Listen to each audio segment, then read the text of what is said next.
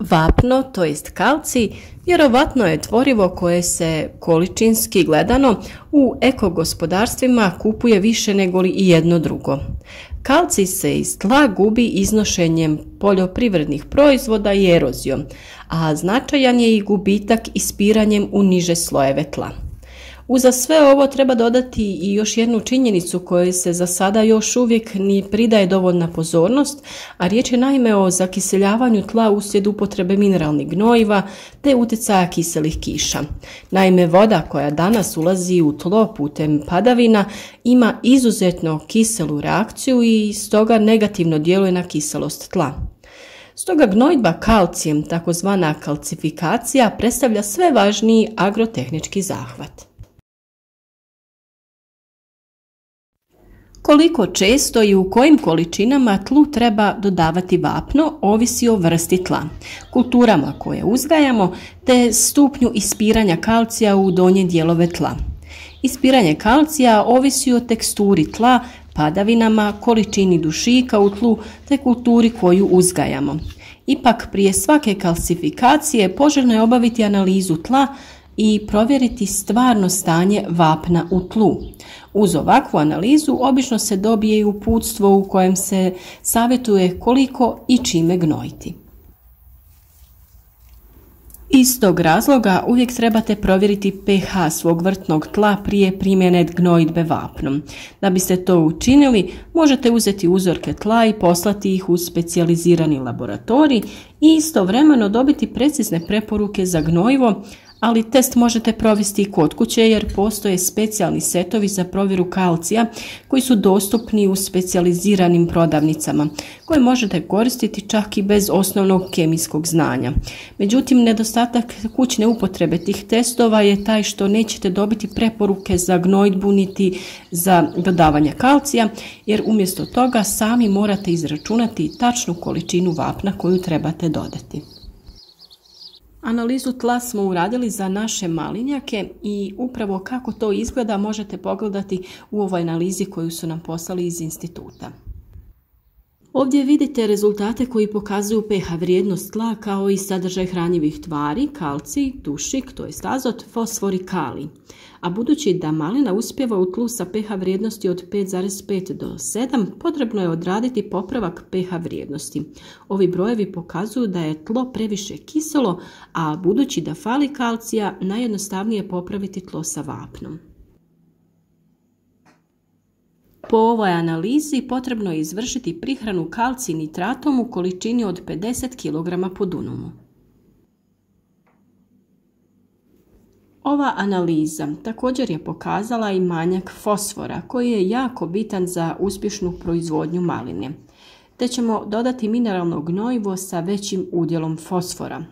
Ovo vam je najbolji primjer koliko je neophodna analiza zemljišta za proizvodnju bilo kojeg voća i povrća. Isplati se uraditi ovakvu analizu jer vam detaljno objasne koliko čega je potrebno da dodate, a čega u zemljištu imate viška. A video o pravilnom uzimanju uzorka za analizu imate na našem kanalu.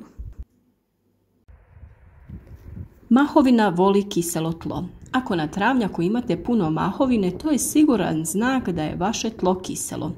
Vrtna vapna ovdje pružaju lijek, jer su alkalna i stoga povećavaju pH vrijednost u tlu. Najbolje je vapno primijeniti u proljeće.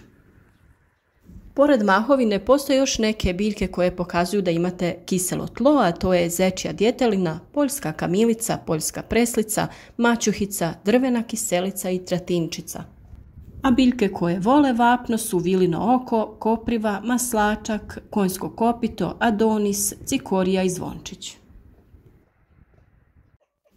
Žuto lišće, osušeni vrhovi izbojaka ili smećkaste mrlje na plodovima, to su sve simptomi nedostatka kalcija koji često ukazuju na pretjerano zakiseljena tla.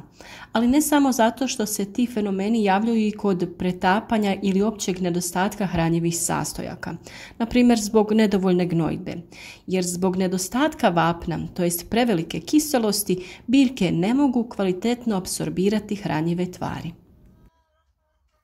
Pojava vršne truleži ploda najčešće nastaje upravo zbog nedostatka kalcija.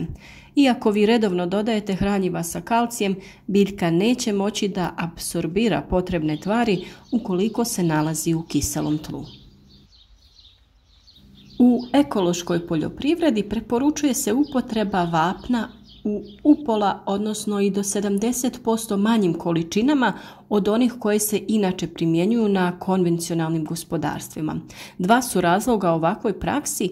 Prvo, što ekogospodarstva ne upotrebljavaju mineralna gnojiva, koje sama po sebi zakiseljuju tlo, a drugo, što redovna upotreba organskog gnoja također u znatnoj mjeri koriguje kiselost tla.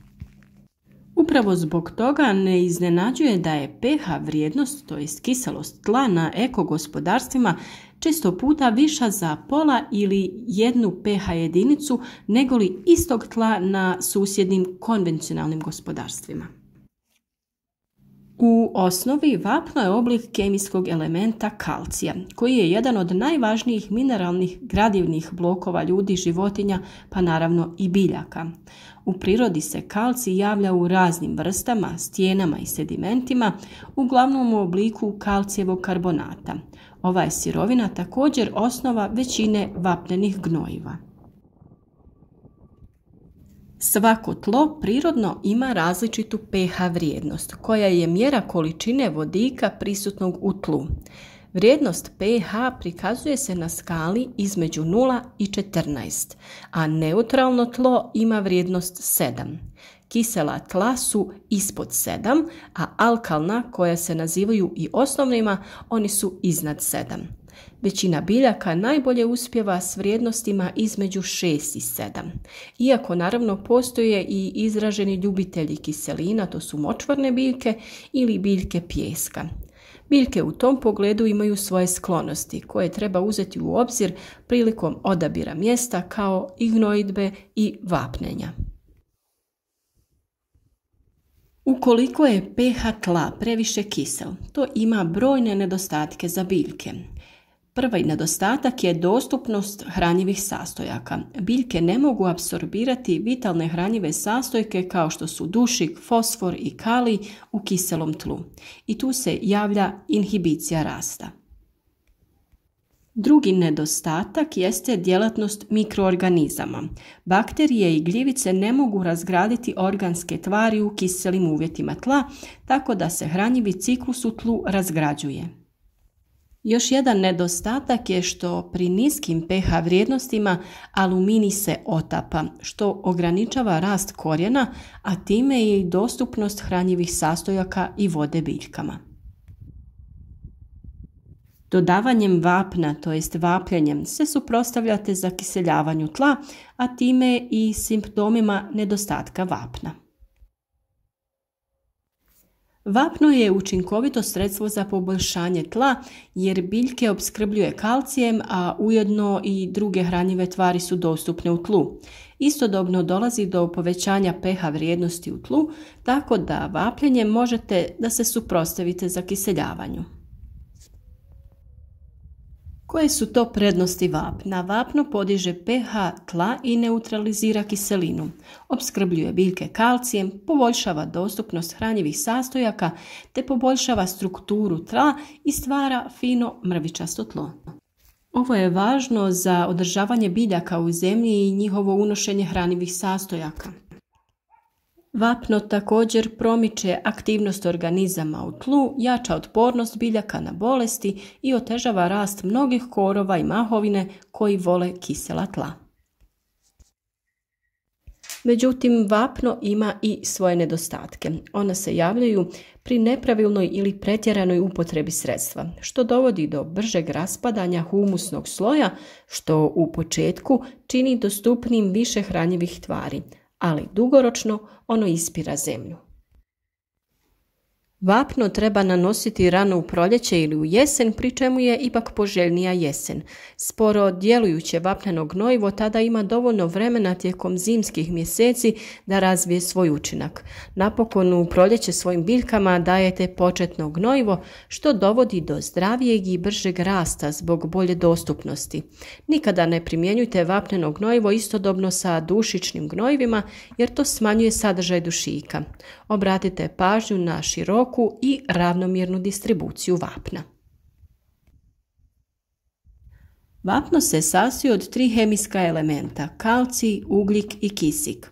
U pravilu, biljke u pretjerano kiselom tlu i onako ne mogu apsorbirati nikakve hranjive sastojke, pa bi se nakon dodavanja vapna gnojidba trebala odvijati u razmaku od nekoliko sedmica. Vapno je dostupno u trgovinama pod vrlo različitim imenima, ali više ili manje slični osnovni sastojci skriveni su iza različitih marki. Najbolje je koristiti vapneno gnojivo koje se dobiva iz prirodnih naslaga vapna. Vapno ne smije imati udio magnezija veći od 10% jer može doći do zasićenja tla. Da li su vapneno brašno i vapno u granulama ista stvar? Vapno je čisti kalcijev karbonat koji je ponekad obogaćen magnezijem. U međuvremenu ovo brašno upravo je ono što naziv sugerira, fino mljevena stijena. Ovo je više ili manje vapneno ovisno o vrsti stijene, ali sadrži i niz drugih minerala i elemenata u tragovima. Iz tog se razloga teško može predozirati sa ovim vapnenim brašnom, dok gnojidba vrtnim vapnom u granulama mora biti precizno izmjerena, jer pretjerana gnojidba može imati drastične posljedice na plodnost tla, tako da morate provjeriti u uputama na određenom vapnu koje koristite. pH vrijednost tla nije statična i na nju se može utjecati kako povoljno, tako i nepovoljno. Košnja travnjaka i berba povrća prirodno dovode do usporenog zakiseljavanja kojem se mora suprotstaviti ciljanim vapnjenjem. Pretjerana gnojidba tla gnojivima na osnovi dušika također dovodi do zakiseljavanja. Vrlo je važno da redovno pratite naše video savjete kako bi doveli stanje vašeg tla do savršenstva i što bolje ugodili vašim biljkama kako bi bile plodonosne, zdrave i otporne.